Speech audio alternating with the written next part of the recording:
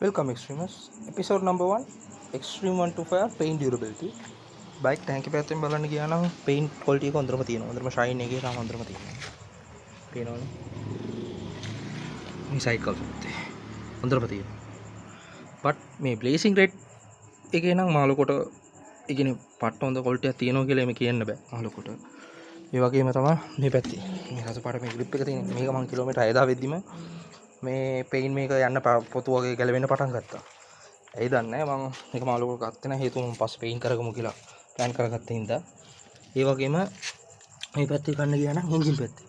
Engine පැත්තේ කොහොම හොඳටම තියෙනවා. එහෙම ලකුවට අවුලක් කියලා නැහැ. පේනවනේ හොඳටම තියෙනවා. so silence පැත්තේ මෙහෙම තමයි. so next එක මේ සයිලන්සර් මේ ගාඩ් එක නම් කකුල තියලා ඩැමේජ් වෙලා තියෙන්නේ. ඒ වගේම මෙතනයි.